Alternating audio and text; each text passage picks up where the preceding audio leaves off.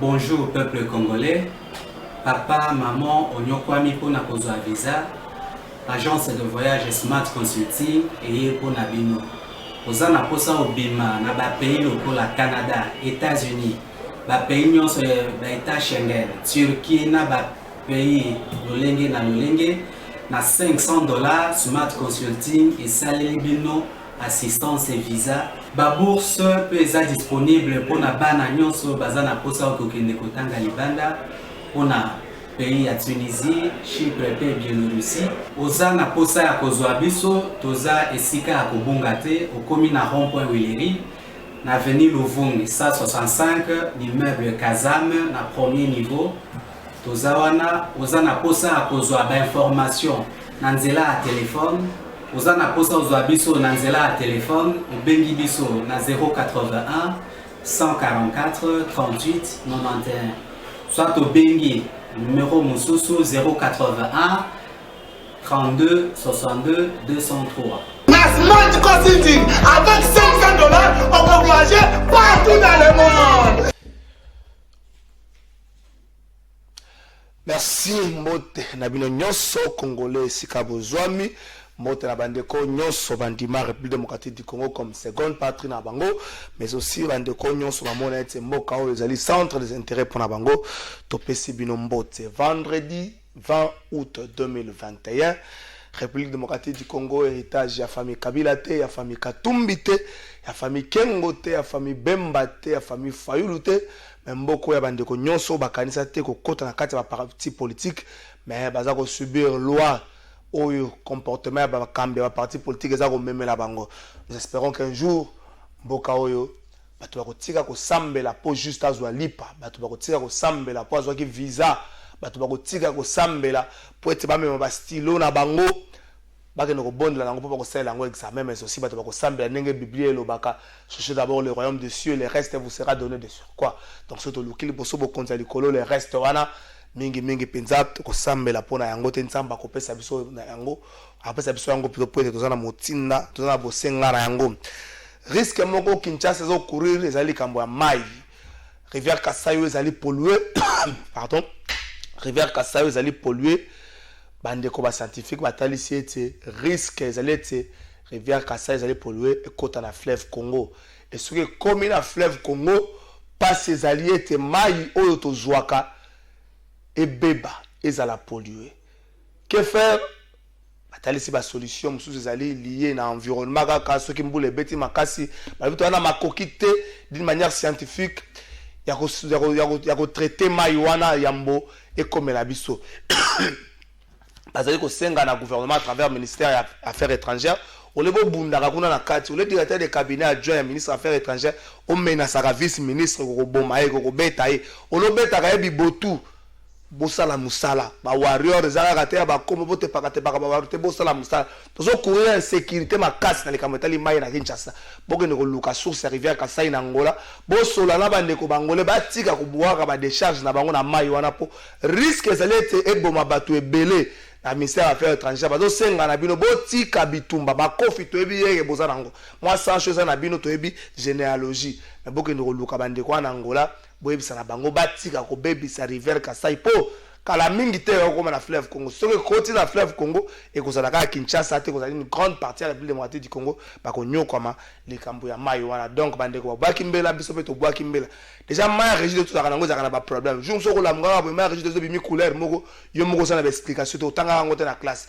sikoyo pollution ne ko za sous na fleuve Congo ko za mabe po na biso donc on attend mutu nyonso atia maboko na mosala na eto tika no bilobela na bisala ya tina tim pour la 6e fois état de siège ordonnance ya provocation ngo tanga maki mokolo ya lobby na RTNC na sima ya koleka na parlement ata mo conseil ko la tie linzaka na likambo yango na etali seni compromis ezalité consensus eza trouvé te boyoka neza te na lingala bandeko compromis yo consensus na lingala boyoka neza te entre les 6 confessions religieuses na ngambo moko ba ya kimbangiste église de réveil ba musulmans na bande comme ça na ngambo moko ba église to benga église protestante donc ECC na bande ko ya catholique bazo yokana te compromis ezate bande ko ECC na catholique batali se de bonga ba kota na mokonza mboka po ti ba meka ko sola na ye tant soit arbitrage na ye ko permettre à ce que boyokana ezate tant soit avec mokonza mboka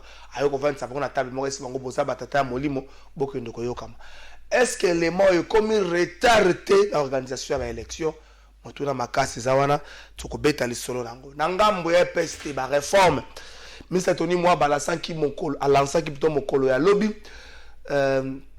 enseignement à distance où ezali plateforme makanisien na plateforme moko benga ngo e-class donc okoza na kati ya classe te bana bazotanga présentiel bazotanga bazomona molakisi à travers téléphone topé tablette machine ndenge tobengaka bazomona molakisi eza na accompagnement ya RTL réseau RTL aza ko accompagner les kambango et ça maki lobby eza na série ya ba réforme mais kaka lope na ministère RPC toujours ministre Tony moi ba revisiter ki contrat ya Veridos so ministre lobaka ke ba blokaka mbongo 2 millions bonga ba futa Veridos atona IGF pa lobaka ba mbongo futa maka na février mais enfin lobby ministre ba revisiter ki contrat wana pe ba ti yango makasi je crois que na émission na biso lelo bokolanda extrait après rencontre na bango plutôt ministre apesa ki moi maloba na bandeko ba panzi sango to revendre la pesa mingi likambo ya état de droit qui bloque l'état de droit qui est l'auteur et à freinage ya état de droit to revendre lango moi muke pour être dans le dossier moko to mera ko tango moi muke dossier tali bongo Gabriel Mokia na bandako o ya somba depuis 1996 asomba ka bandako ana boyebi na vente publique depuis 96 na entrée AFDEL na 2003 baboto la kaya bandako ana alekana ba série ba ko samba kangama sala boy enfin justice isu ko zongi sele bandako na ye azongi sele bandako na ye na exécution ya justice a récupérer oyo ezwama ki pa nde Kongo ikasanji etikala ndako oyo banque centrale zwaka pa ndako IAC batekelaka bango bandako ana mibale komi ko poser problème pour son pourtant aller na exécution ya justice ozo permettre na ye kaya ko zwa bandako na ye mais de se aller bloquer quelque part kaka solo ba PC ba police pas que ne exécuter ba ko longa ka basali 10 mètres ba bengi ba police na bozonga na bino de ces niveau na qui bloque ces dossiers to meka moi mke ko solo la yango penza mingi na mission na biso ya mokola le meambo tokoba na ko senga na bino to kende na régie total élément oyo ministre EPST liboso ya bandeko ya Veridos après avoir ko revisité contrat makamuni na lobaki mais avant to kende kuna awa IGF azo contrôler bato bazali kanisimo ko malamu mais nani pour contrôler IGF na ba soupçon pour comme ko peser likolo IGF nani a ko contrôler IGF comme na ba soupçon mo ebele tata mo conseil école pardon bolimbisi IGF comme na ba soupçon mo ebele sikon je m'excuse nani a ko contrôler IGF nani a ko contrôler IGF pour ba soupçon et commis ebele autour ya IGF bande ko ba komeli biso mingi tolo balikambo ram na mituni ram ezalaki ba téléphone to ram eza ba sim dossier wana pe depuis basala question orale avec débat niveau parlement et souka nango ka bongo lokola mopepe ba bengisa ministre apete ntikité éclairage la dossier wana ezate nga moko par exemple nazaki na téléphone moko na futa ram na changer téléphone etikaki na ram etikali na sim mususu mais ba comme si ko kata crédit pe la sim wana siko ram ezali téléphone to pe ezali sim balobaki ba téléphone contrefait téléphone anga peza konango contrefait siko bazo kata pona nini bo ka mingi penza ko sunka population po pesika balobaki ba kotiela biso ba connexion eza moi passi to ke na régie to la na élément bongo to kozonga. Oui, c'est simple. Vous le savez parce qu'on est avec vous aussi au ministère qu'au mois de février, ce projet avait été recalé par notre autorité parce que nous avions pensé, et ce qui était vrai d'ailleurs, qu'il y avait des problèmes entre l'exécution de ces projets et la mise en œuvre de la gratuité. Et c'est comme ça que même les paiements, vous vous en souvenez, j'avais bloqué les paiements pour retourner à la Banque centrale du Congo. Mais aujourd'hui, Veridos, qui tient à accompagner notre ministère, est revenu cette fois-là sur de nouvelles bases avec un nouveau projet pour qu'on puisse l'étudier ensemble et l'orienter dans le cadre de notre vision et l'accompagnement de la gratuité de l'enseignement. Donc c'est comme ça que les représentants de la firme Veridos sont là. Parce qu'avant ça n'avait pas marché, parce qu'on avait bloqué, maintenant ils sont là pour qu'on reparte sur de nouvelles bases, selon notre vision. Non, ça ce sont peut-être les détails déjà. Nous sommes déjà dans cette phase d'élaboration de clauses et le moment venu, quand le document sera signé officiellement, et nous pouvons maintenant communiquer sur le contenu. Parce que là, les discussions pourraient toujours se poursuivre, n'est-ce pas? Les clauses peuvent changer. Nous ne pouvons pas communiquer sur des clauses qui pourraient être changées. Mais l'essentiel, c'est de retenir que nous sommes avec Veridos dans la nouvelle version, parce que l'ancienne avait été bloquée et rejetée par nous pour des raisons que j'ai... Oui, c'est simple. Vous le savez parce qu'on est avec vous aussi au ministère qu'au mois de février, ce projet avait été recalé par notre autorité parce que nous avions pensé, et ce qui était vrai d'ailleurs, qu'il y avait des problèmes entre l'exécution de ces projets et la mise en œuvre de la gratuité. Et c'est comme ça que même les paiements, vous vous en souvenez, j'avais bloqué les paiements pour retourner à la Banque centrale du Congo. Mais aujourd'hui, Veridos, qui tient à accompagner notre ministère, est revenu cette fois-là sur de nouvelles bases avec un nouveau projet pour qu'on puisse l'étudier ensemble et l'orienter dans le cadre de notre vision et l'accompagnement de la gratuité de l'enseignement. Donc c'est comme ça que les représentants de la firme Veridos sont là. Parce qu'avant ça n'avait pas marché, parce qu'on avait bloqué, maintenant ils sont là pour qu'on reparte sur de nouvelles bases, selon notre vision. Non, ça ce sont peut-être les détails déjà. Nous sommes déjà dans cette phase d'élaboration de clauses et le moment venu, quand le document sera signé officiellement, et nous pouvons maintenant communiquer sur le contenu. Parce que là, les discussions pourraient toujours se poursuivre, n'est-ce pas? Les clauses peuvent changer. Nous ne pouvons pas communiquer sur des clauses qui pourraient être changées.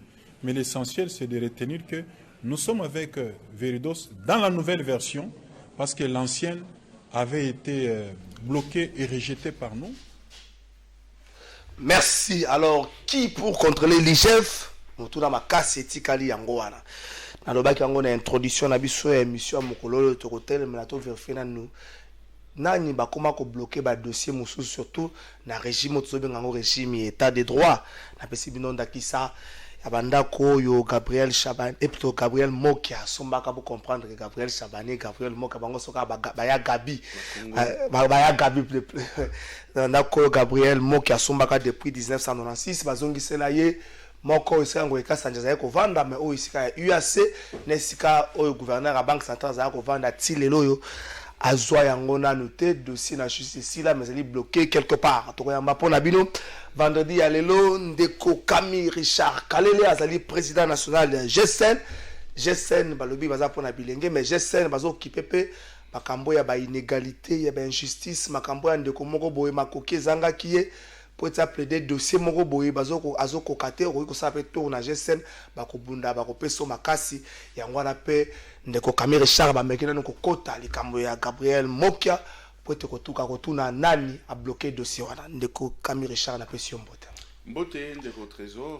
merci ndenge okanisi biso lelo poto ya koloba justement de la part ya situation yo ya ndeko Gabriel Mokia. Effectivement, bon, à moins que vous allez passer permission à le battre, sinon on a encore introduire encore banda. T'es là, n'a rappelé kaka, n'a rappelé on a le Bozali, président G7. Oui. G7 certes bilingue, G7 certes une autre façon de voir le Congo et de gérer le Congo, mais aussi G7 a occupé le rôle de dossier beaucoup de président Mokia, a dossier à Bandeko yo. Makasi ici libango ça va tu vraiment dans ndeko Mokia makasi zibele mais abundi mingi na dossier. Justement, je sais déjà pour dénoncer ma anti-valeur. Ok. Toujours combattre en ma forme nyoso. Banti-valeur, ezali, mingi kouta na, ba politicien to benga politicien véreux. O bayanga na politique na ba calcul pour na koluka mbongo, koluka misolo, pardon, koluka ba bomengo, ba bien ya mokili. O to kuta pe to tika un jour malheureusement. Et puis ba agent de l'État na ba rang sur en administration publique, tout comme na armée pe na la police. Naza waka ko affirmer au chef de l'État lobaki. Nazo lobakaka parce que déjà péché face à lobaki a constaté moko. Donc eza situation moko sérieuse au toko négligé te, sinon mboka na biso zo ki na libunga, mboka limwa, mboka koma zamba, soto télémité. Alors ndenga na yo to yebi bilengende babunda po ekolo ezala bien. Jeunesse nezali moteur à développement.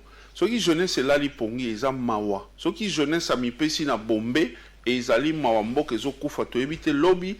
Les lots zo bunda ta soto kende ko bunda te na terrain to beta masasi basoda na biso ba salango mais soto continuer be lobby armée aux anga même ba jeunes à recruter pour bango so ba aussi na bombe bango so ba aussi na destruction par rapport à banti valeur oyo ba politicien to pe ba agent de l'état ba to ça ndeko trésor to fungola ndeko Gabriel Moki azu banda connaît na 1996 oui asombi yango na vente publique oui ndeko et après ndeko Gabriel Mokia président national du mouvement des démocrates congolais ancien candidat président de la République employeur na mboko yo depuis époque ya maréchal Mobutu azalaki ko contribuer parmi ba congolais yo basala investissement to ben investissement socialement responsable parce que tant aux moi misolo na yo en plus misolo aux na ndenga mutoki no poto ebi mingi ba miipi ya l'état bazo zwa misolo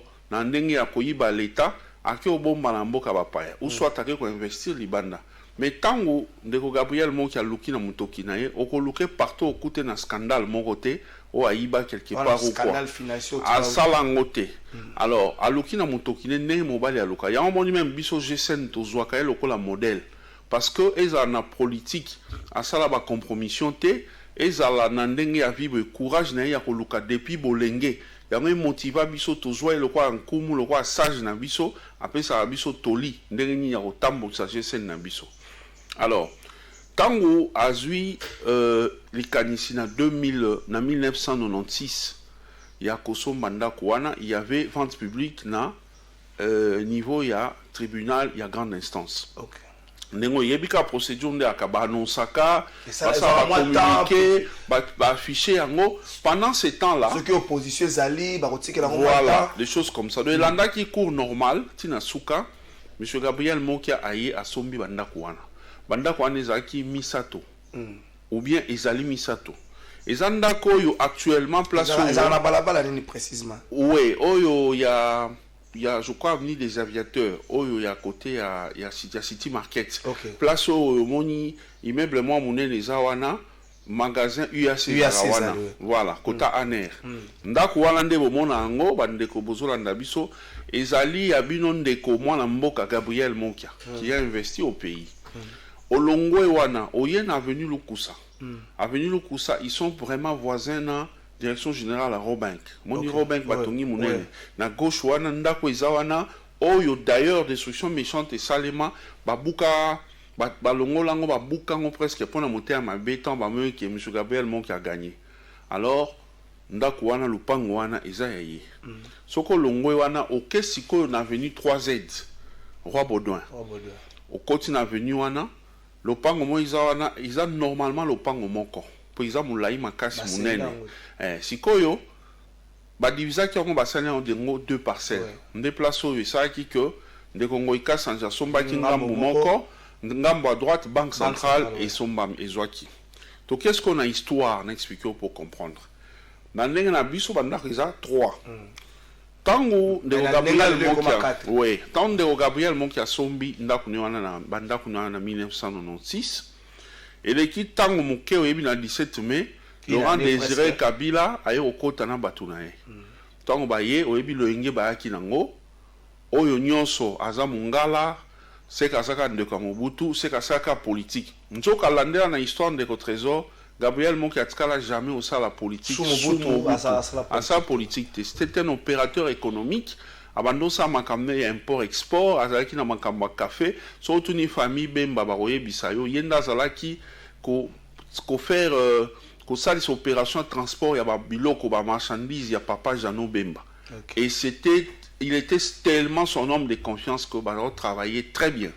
Alors tango asali makamboana na bango baye ba botoli ba biloko na ye botoli nyoso misa ba botoli même plus parce que même au commandement pe ba botolaki au commandement songati ezonga ba botoli ba biloko wana parmi ba raison na bango au monitant mouvement moko yé parce que tant afdel ayé population a yambaki yé pensant qu'il allait libérer biso mais à un moment donné on avait senti que ça ne marchait pas avec l'afdel alors population comment un peu contester en même temps yé moko Laurent Désiré Kabila mon fait que bateau yaya kina bango babalukeli ba comment ça là ba coup alors à comment ko luka banku mo akuti sur place ba ya ko légitimer pouvoir na ye ndo mona comment ko zoa ba o nyoso mona ba approche du peuple on a Gabriel Monkasa bani musala nde ba ya ki ko proposer zala ministre sala boizong sabo ya talia lobino nga na non convaincu te ya ko kota na pouvoir na bino le lenge yeli je ne maîtrise pas je ne peux pas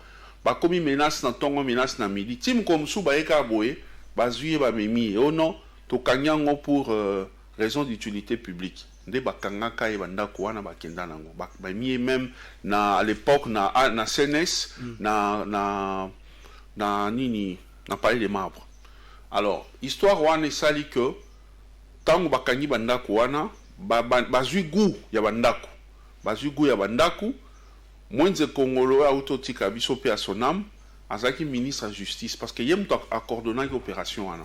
Aeko senga na aeko cour d'appel et ko rendre arrêt pona koloba que vente publique o isamena en 2002 pardon en 1996 o et puis ça qui monsieur Gabriel Mon qui a possibilité au soma bandako wana izali annulé. Zanzela bandako Gabriel Moka Sombango na niveau de justice, oui. La vente publique. Dans 96. Oui. Donc 2002, tout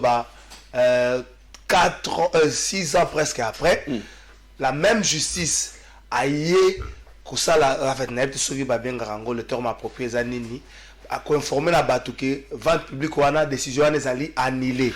Cour d'appel à Gombe à rendre arrêt pour le que bah annuler vente publique wana. Oh vente publique en DPC monsieur Gabriel Mokia possibilité de annuler vente publique à banda pour sonner l'état. Voilà. Tu connais en légaliste muto ayebi mibeko atosa mibeko et si mon en a plusieurs fois dans beaucoup temps ba bando ya okangae. Le quoi azam tatosa mibeko tant ba yo kango na combat chef de l'état oboyata.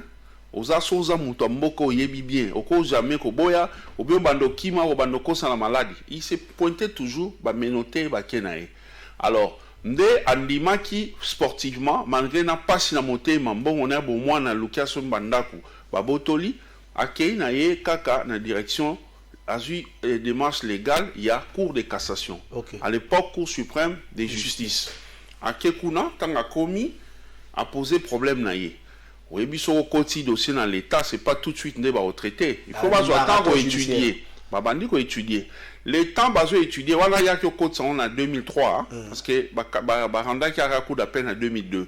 En 2003, il y a côté ça qui a actaki cassation comme on dit, c'est le terme approprié.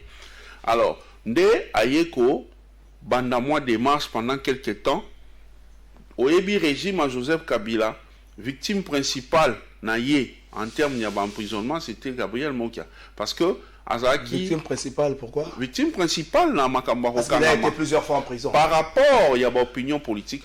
Ok. Raison, à mon côté, vérifier na ba arrestation, nous a subi ça. Ils attendent à mon côté, comment raison, ils ont qu'à offense au chef de l'État et tout ça, tout ça. C'était toujours pour des opinions politiques. Sera émettre un point de vue, ils ont contraire na Kabili, Bakangi, émettre ainsi de suite. C'est comme ça que, entre 2003 et 2016, Basalisi va défiler. Basalisi va défiler na Boloko, Yamakala plusieurs fois, et c'est connu de tous. Et là, histoire que tu n'as pas bétaté. Alors, pendant ce temps, Oyo, Bamona ke Bango Bazali Kolo Nyoso. Babosani ke cour de cassation Zali, monsieur Mokia a coquille même kokekuna. Bah bien pour lui c'est fini donc pour naïe sili peut-être même benga qui va prison na obikate. Bah kate ba telier pour na place nzambe. Alors bah ye kozwanda kuana ba teki yango. Ndako ye koma ya monsieur Keller. Monsieur Keller, c'est pas un Monsieur Keller, c'est un sujet grec, asa juif, des choses comme ça. Donc, à cause cousin Stropis. Monsieur Keller, à Zunda Kouana, il y a comme propriétaire, il y a Ndaku, là je parle de la maison où il y a 3 aides. Ok. Ndaku, où il y a Lukusa, Batumusu, Basombiango, Tango, Monsieur Gabriel Monkalandelango, Babimisaraba, Komo, il n'y a jamais quelqu'un de sûr comme ça qui se présente. Ils ont un nom, famille tel, oh, Basitamin, une famille. Il y a Joseph Kabila. Okay. Alors, ils appellent l'homme sous Awa Nazo, signaler famille Joseph Kabila. Peut-être, parce que tout le monde a un bimi penzabo. Un frère, donc, ils ont un bateau, ça a trafic d'influence dans comment la bino pour salir bino. Donc, c'est un dossier au Fobolandela. Alors, de l'autre côté à UAC, monsieur Wanape Abima Wana, les chouks là qui est là, l'Indien là, azote les mawana abima par moment na moi si mo boazawana aza italienne soi-disant bangonde bakolo esika des choses comme ça. Donc bref, clair et zaté. Donc main noire moïsa pour les deux maisons là na oya UAC na oya Lukusa. Wana tout tient en kuna. To zongi ce qu'on a côté à 3Z. Monsieur Keller, tangazui bandaku tangazui ndaku amoni certainement sentait déjà que des makambezui en justice et robalukelae. En escroc, Azui a morcelé en deux. À Kaboli, à Tekeli Kota gauche, ancien gouverneur Ngoï Kassanji, à Tekeli à droite, Banque centrale. Alors, Bango Basombi, oubliant que... Banque centrale, institution publique, voilà, c'est ça le problème. Madame Oyaye Siko, Madame gouverneur, à l'andela au besoin, il faut faire tomber des sanctions sur cellules juridiques na Bango. Comment expliquer que son mandat Banque centrale a que son mandat un problème. Bazaki n'a plus de 70 maisons. 70 maisons on a été commis pour des raisons qu'on ne connaît pas. Suko bakangami nanda ko un particulier. Alors, tant que monsieur ana tekel bango basombi, ba comme vendre ba comme jouir nango, pensant que monsieur Gabriel Monki a c'est fini pour lui et tout ça. Nzambala la raté en 2016, makamba ba arrestation ici parce qu'on a eu que mandat à Joseph Kabila. Et comment il y a un souka, comment il y a un mandat à négocier, à benda, autre bando benga, glissement, nini. Donc, à la sous une force, il y a qu'on continue au Kangaï. Alors, il y a Bimi à continuer sa politique naïe en tant qu'opposant, il a continué à lutter contre les régimes en place, mais, à niveau de la justice, malgré la prise de position, malgré l'appartenance à la couleur politique naïe opposant, Cour de cassation a moni que M. Gabriel Monki a raison sur toute la ligne. Ok. Tant à Zongi en 2016 à Saliba démarche, en 2018, Cour constitutionnelle le 23 mai, a moni que M. Gabriel Monki a raison. Cour suprême, autrement dit Cour de cassation, à casser décision au cours d'appel à Zouakan en 2003. Annulé, à casser en haut. Okay. Donc, il y a à réhabiliter Ventouana. Oui, ça le maki. En termes appropriés, tout zongi na prestine état. Donc, M. Gabriel Monki a commencé à nouveau, Mukolo Bandakouana. Vous comprenez? Alors, on est salami exactement le 23 mai 2018. Alors, le cas là, il faut qu'on soit ordonnance. Oh, il y a tribunal, il y a grande instance. Il y a mon cas, mon teke, bandako wana, M. Gabriel Monkia.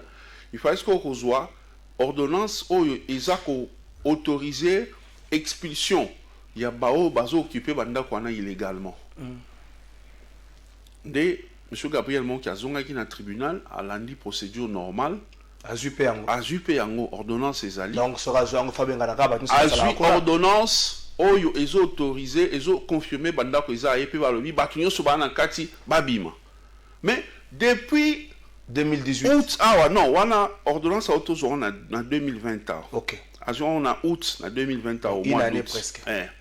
Depuis ordonnance wana bima. Ba huissier de justice pe oyo ya oada. Basali réquisition de force dans la police provinciale à Kinshasa. Général Kasongo. Voilà. Pour que Baya ko assister bango basala mibeko ndenge sengi ya mboka ndenge loi elobi bakende kobimisa bato wana ba réinstaller monsieur Gabriel Monkia parce que azaki déjà ko jouir na bandako netanga somba kango oyo ya 3Z place au siko et comme camp militaire quand il y a policier batonti ba policier monsieur Gabriel Monkia habitait là-bas na 3Z. OK. Oyo ya UAC monsieur Choukla wana azaki locataire ya monsieur Gabriel Monkia. Donc baebani mwakala. Baebani ça fait des années, plusieurs années. Azaki locataire na yeye indien wana yebi que ndako wana eza monsieur Gabriel Monkia. Même indien bazo sala kuna Congo. Ah, ozomona. Et nani va favoriser bango bana mboka. Même sur la bango tona va problème sur Silina nouté. Voilà. Siko biso en tant que génération Congo nouveau, oyebiango bien que tozali babundi si ya anti-valeur. Anti-valeur de votre trésor, et ça en a vu dans la presse. Sauf tout le monde qui est de votre trésor a commis corrompu. A commis au côté l'individu, là, défendre l'institution. Toro Popolayo. A tabino presse aussi, qui oh non, c'est que on s'en fout. Réseaux sociaux, ils allient. Donc, place nous sont anti-valeur et cause. Ils allent à la présidence, ils allent à l'armée, ils allent à la police. Alors, pour l'instant, tout le monde dit que anti-valeur, il y a moune ne vandi dans la police. Anti-valeur, on a sa consistance. Le dossier quand même évolué de très bonne manière. Dossier évolué. Vous avez un réquisitoire de guerre pour Batouana. Là qui sort que M. Gabriel Monkia a raison sur toute la ligne. Signe est belé. Oh, éco s'arrêter. Toké n'a signe à Liboso. Joseph Kabila, alors que contesté par M. Gabriel Monkia, parce que ma politique a les conviction. Comme Adera qui n'a vision a été. À mon IP que le lengena on sa nandenga zola pouvoir et convaincre été aboye otambola na ye a préféré qu'azala na ye na Simayeten Tshisekedi en opposition contre le régime de Joseph Kabila. Mais malgré ça Joseph Kabila justice et époque na ye et puis si Gabriel Monkia a raison ils ont scellé bandako Joseph Kabila a confirmé ça lorsqu'il y avait dialogue il y a Mongalema. Bazobenga ba opposant balinko ya toyebi comme zalaki. Finalement Edem Kojo oya ayako satisfaction na mboko pe son âme en sali tout à baleki par caméra et tout ça la caméra ça compliqué finalement caméra abi j'ai Gabi zo téléphone solana Edem Kojo. Basoli na ye Monsieur Gabriel Monkia ebisi bon problème mais ate tout monde en tout cela. Ba yo kende place Edem Kojo za ko yamba yambi bango alobi opposant et quand ils sont allés, M. Gabriel Monkia a posé un problème dans le lobby. Nous, si on est mécontent, il y a pouvoir, c'est notamment à cause de l'injustice qu'on subir. Et tant que si Basali ba résolution, il y a dialogue, si rapport et pas Joseph Kabila, après si Sami Badi Banga ordre à lobby, ceux qui gouvernement et Vandi, pour régler le problème à Gabriel Monkia. Kabila, qui était opposé par Gabriel Monkia. Mais il a reconnu ça, sa justice a reconnu. Et il y a même le ministre Tamboué Mwamba, le tout-puissant Tamboué Mwamba, qui a écrit, il peut venir, na bureau M. Gabriel Monkia au commandement numéro 1, na Kouenwana na Gombe. A cause documentation, a confirmé lobby, oui, M. Gabriel Monkia a raison sur toute la ligne, que ce soit pour les maisons comme pour l'argent. Mais dette intérieure, c'est ça qu'on fout. Voilà, pesant en cours, ils ont kende, bon, na yebi mingi sur yangote, mais pour ce qui est des maisons, en tant que GSN parlait des maisons. Alors, si nous sommes pour le moment, M. Gabriel Monkia a raison. Papa, Goïka Sanji depuis à Bandé Kobundana, M. Gabriel Monkia, évidemment, il y a problème de sa partie au passé, mais moi, blocage Monkia Izali, parce que il y a un conservateur qui est plus puissant que les ministres des Affaires foncières. Conservateur, il y a cadastre, il y a Tali Makambu, il y a Lukunga, il y a Gombe. Gombe, je ne sais pas. Ce monsieur-là se fait passer pour un intouchable. Alingi ko exécuté, et a Mikande Belé et yé à justice, va ordonner à réhabiliter, va certificat à M. Gabriel Monkia. Alingi te, a boy na monté maman. Il y a un monsieur là, un Katangé il ne veut pas. À l'époque, il citait beaucoup de noms, il y avait autorité, il y a régime à Joseph Kabila. Il est toujours là, il continue. Alors, ça pose un problème pour ce qui est dans l'Oupang ou parti à Yangoïka Sanji. Mais au moins, Gabriel Monkia jouit déjà de sa villa au place Yangoïka Sanji, qui s'est déjà récupéré. Mais parti sur quoi à droite, côté gouverneur à Banque Centrale, le même arrêt aux c'est Gabriel Monkia dans son entièreté. Dans son entièreté. Donc, côté à Gabriel Ngoïka Sanji l'honorable et puis côté à gouverneur à Banque Centrale. Donc les deux parcelle en réalité na ndenga justice ça là le parcelle pas moko, moment basi ouais. bazongi ici Ouais. mais comme l'autre côté oya tekaka escroc ya époque wana kabola kango ezali gouverneur de Haut Gracias ex gouverneur à Banque centrale ndazaki kovanda wana mais Longwe là déjà à Longwe déjà ça fait une semaine et depuis à Longwe le pango wana est comme comparable à un camp militaire. comment ça Donc ba policier mo baza kuna na éviter ya unité nini ba tondi na kati plusieurs policiers donc dès dans le baboye ba tunyo so ba na quartier ba yebi il y a 2 semaines place wana na éviter so massa selinga obeta parce que monsieur Gabriel Monka kendaki amoni ba condition ngolo ya police ba yepo ba salisa huissier ba kota ba komi wana ba kuti résistance donc ya monsieur Gabriel Moka yena ba policier oyo pour ba exécuter oui ba arrêt moko ya justice oui ba komi ba kuti résistance ba policier na kati ebele tala ba jeep ebela ba policier ba linko fungola porte te ni nyono banque centrale le bito fungola te alors ce qui nous a étonné inspection générale ya la police et yoki nungu wana ba yembango po ba yeba qu'est-ce qui se passe ba policier na kati ba boy ko obéir il y avait un major à la tête de ces délégations ba boy ko fungola la porte pour que bango ba kota ba identifier bango baza ba rebelle toni parce que les policiers et les militaires sont payés na mbongo ya biso ba contribuables congolais monsieur Gabriel Moke parmi les contribuables congolais parce qu'il paye les impôts parce qu'il paye les gens au bango pe ba futa ba impôts alors tant sikoyo mbongo wana ba impôt eza censé ko lakisa ba policier ko futa ba policier ba comme ko utiliser ba même policier wana contre ye to comme na jungle to koti na mokili nini vous comprenez alors to ekomona la police a vu la Kinshasa les images ezali ba yeko ya wana ba telemi na porte non on nous a envoyé ici monsieur Gabriel Monka balobi au kota avant kota en général nazo lo bano de choses vraies j'étais sur place c'est la caméra chaque les là et ça la police moko za na kati ya parcelle wana soit disant banque centrale mutatia bango eloko liboso jour tant que gouverneur la banque centrale Longwe mais c'est Gabriel Monka celle de démarche normale azui ba policier azoi qui point à côté azoi qui bango ba policier yazoi qui point à côté il est allé se plaindre parce qu'a posé problème trop na inspection provinciale à la police azoi gain de cause a qui posé problème même si pas général à Mouli a posé problème solution exacte ne accueilli comme on a inspection générale à la police na IG pas général IG alors entre-temps il a droit il a des policiers c'est quand même une personnalité politique azap na ba policier là tu n'as comprendre le jour oyo obi massa selinga ke beta ba policier oyo monsieur Moke ki na bango za ba wa otaki na bango na IG auti na ba policier na IG ba yepo ba yeba qu'est-ce qui se passe là-bas entre temps ba identifier ba tuni ba na kati ya parcelle on va identifier entre temps monsieur Gabriel Moke a aussi des policiers on va kengela ba bien na ye bazaki wana ils sont censés veiller surveiller dans ba bien na ye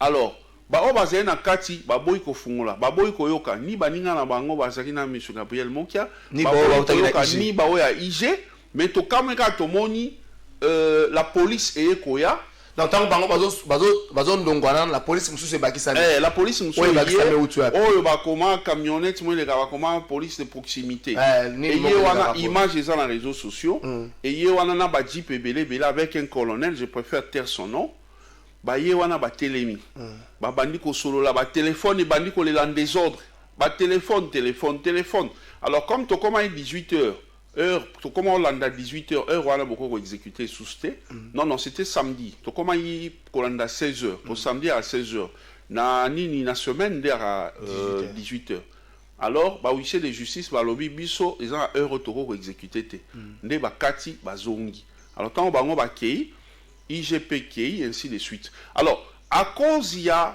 ba raison oyo ba généraux wana la police bango mo ba yebi bazo bloquer exécution. Mon frère, les en fait na ngamba Gabriel Moke ezakaka IG ndeko comprendre ba policier oyo ba IG aye ko sa musala. Ya ko sa constat. Alors ça constat parce que monsieur Gabriel Moke se plaindre.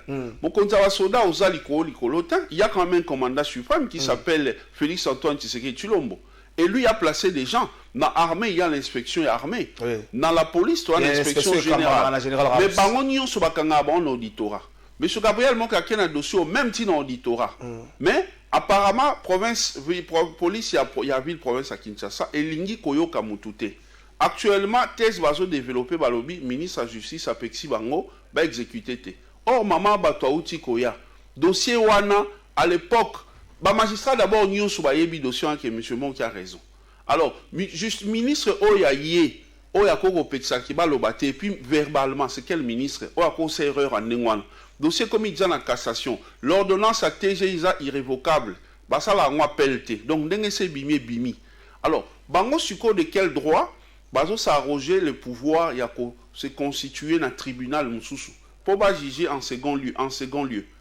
De quel droit la police y a Kinshasa? Parce que bango bazana pour que ceux qui juste pour l'exécution. Ceux qui réquisition ils ne sont là que pour exécuter. Ben exécuter et s'ili. Ceux qui n'ont niveau justice, ba réclamation procédure à réclamer sur les alliés, monsieur Gabriel Monkia ne pouvait le faire qu'avec l'UZB.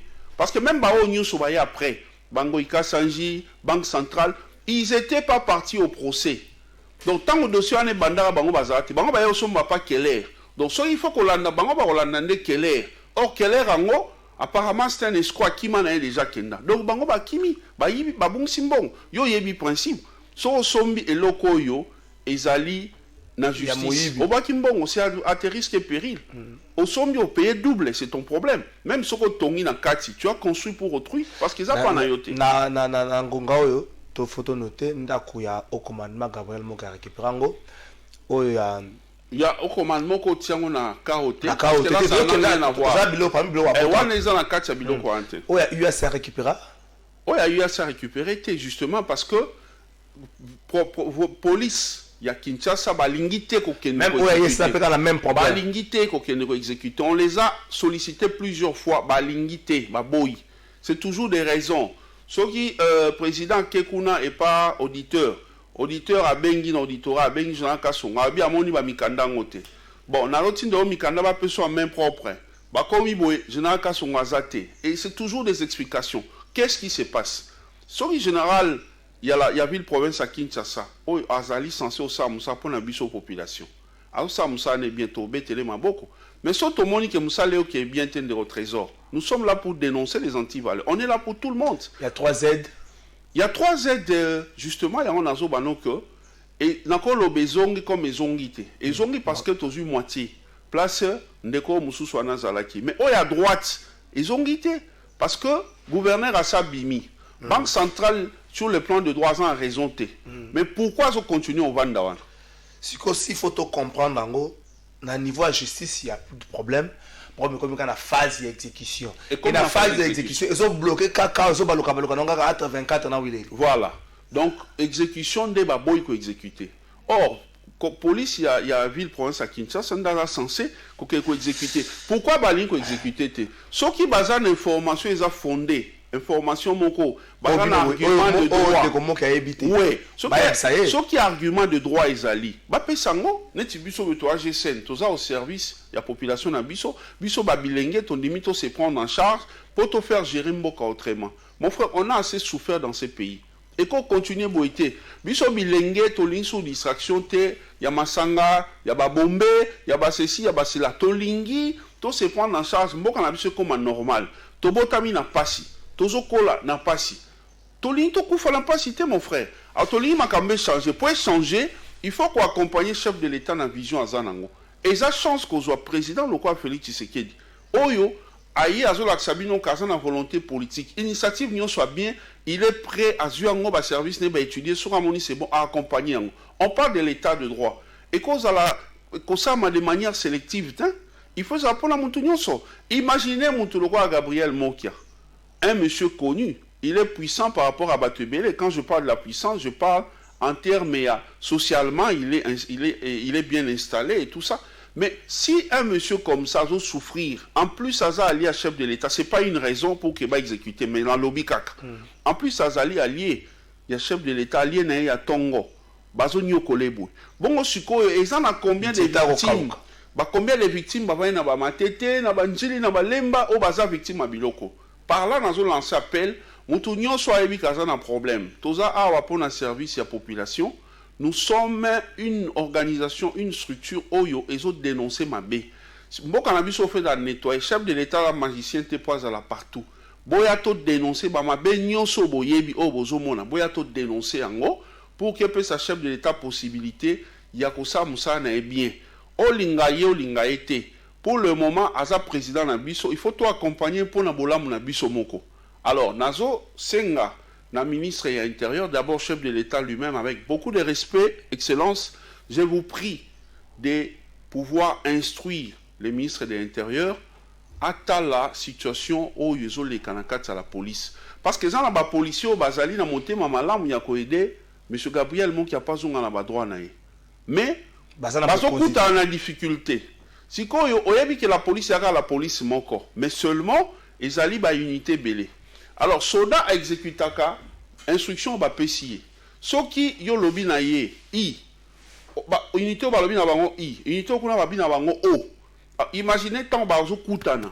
Si jamais il y a affrontement, si jamais il y a affrontement, on est responsable. Ça pose problème. Alors, bata la situation wana, bata ordre. Monsieur Gabriel Moki a raison, va exécuter, va réinstaller na banda kunaye. So bato wala ba moni ke bazana ba argument de droit au bako zong sa dossier na mais ça n'a évité na miracle ni ba mekanon nzoto. Mais la police aza tribunal T. Atika non ça tribunal et qui n'est bien ndenge ba pesi instruction. Ça c'est de ce côté-là. Na niveau ya maman ou ya Banque Centrale, madame, une fois de plus, je vous félicite pour votre nomination. Poste wana biso mibali to mona ka neti zaka ya biso. Mais chef de l'État na vision na ye égalité des chances atie maman. En tout cas, c'est le biso je sens to sepele na omingi. Maman ba ndu yo en erreur te, ba ko sa yo te. Ndako Banque Centrale ozo kamba oso ye information be ko le kanga, il y a 70 ndako. Lelo 70 ndako ane ki ndawapi to yebite. Alors pourquoi bazo kangamaka na ndako wana moko? C'est pour justifier quoi? Maman landela dossier wana au sanctionner batuno en interne parce que bazaki censé qu'on lande la justice qu'on s'est rassuré que ndako wana un problème te. Le fait que basombisi banque ndako wana, c'est une perte. Alors il faut vous régler vos comptes en interne. Botika monsieur Gabriel Moki en paix. Madame ya justice na ebi ka osala erreur te, aza magistrat ya kala, a ebi musala ba conduire en erreur te. Ministre intérieur Batindeli maman basali lettre mon la Banque Centrale na signature ya madame le gouverneur ba commissaire mukanda papa so mona wapi ngana otoza en conflit olingo funda o signaler le campagne ministre de la justice il faut tchanga en copie na mukando komi comment ko tchana ampliation ba te belé pour l'accès au bien impression comme si na fautif mais ngamo na za en ampliation te ezali déjà signe pour non l'accès qu'il y a quelque chose qui ne va pas parce qu'il faut son assure que na a raison na fundi yo il faut na tio en copie ko présenter ba moyen de défense na yo tant on a tio te c'est que na ina sa démarche mo yo yebité pour na zo avance et ça la raté ça frise la tricherie de l'autre côté car na cas dans mukanda wana dossier wana bandi il y a longtemps et ça na ba pièce belé monsieur Gabriel Moka na ba bureau na ya tondi na ba bureau et tondi ba dossier ya likamanda quoi pourquoi bango ba komi mukanda ya makamba somo boy sous basme izate ba komi madame en justice donc ba tie gouverneur à Banque Centrale une erreur bati ka osali sa ba mama erreur to lingi ba maman ba gérer bien parce que biso mibali to bebi ça to tika ba maman to pia ba chance ba gérer bien ministre intérieur vous êtes le VPM général atambo tazali ko na yo il faut tonner beta lobo ko na mesa ndeko bo utina ndeko Gabriel Moki en opposition bo moni na ye pasi mingi vous tout pe moi bozo mona nga défendre le chef de l'État pas en tant qu'individu. Non, attendez. Laissez-moi parler. Non, attendez-moi. J'ai bien dit ici que ce n'est pas parce qu'Aza Ali est chef de l'État qu'il faut accorder ma faveur. Je dis bien que ce n'est pas pour ça. Mais dans le bas que, Azo soutenir vision et un intérêt population. Vision en Ezali, Ezali sous impulsion d'un chef de l'État. Mais nous avons rappelé quand même, ministre de la Justice, ministre intérieur, Aïba que Babiloko to combattre une opposition, il ne faut pas biso mototika. Lui n'a rien à voir. Mais au moins, Bako ya repère information mabé. Information vraie et ça on a pécibi noir. C'est vérifiable. Bon aider M. Gabriel Mokiazunga Avanda Kunaye à continuer combat naye aux côtés ya chef de l'État Nenga Salango pour que Mboka na biso échanger. Tala Mboka ndezongisima. Les loyaux, bato bako ko investir. Tant Alexis Gabriel Mokia devant les cours et tribunaux. Alexis signe Kaza Mwana Mboka qui pouvait investir dans ces pays. Déjà, tant on s'en babanda kundengwana. Et ça déjà signe bien, il y a investissement socialement responsable. À quoi créer combien d'entreprises? Les lots est commis au les kaboé, supermarché à Bendien, Ozunga Kuna Bendien, Ozunga Boya Bendien. Et puis, Congolais ont travaillé à la caisse, ont travaillé comme Bendien, on a bisoté, Congolais n'a foutu sa mbongo, mais si Koyo, India a téléminé à Simanae, à surveiller le mouvement sur ça. Donc confiance exacte. Na pourquoi bolingo bima na ba Congolais wa ça na ba rayon. Na ba na caisse, au comme n'importe au tieboui. Car moninga na Congolais, na présence il y a indien mususu a fouiller. Oza moi soza mobali, on te fouille partout pour savoir si il y a ta biscuit. Donc babo mabiso na mboka ba pa ya mabe, babo mabiso ah ba nyoko la biso mabe. Moi je suis contre pillage. Je suis contre ba Congolo ba se comporter ba inko traiter de violence à l'Iran. Naza d'accord na ngote, toti ka chef de l'état sapia ki ligne gouvernement sa musala.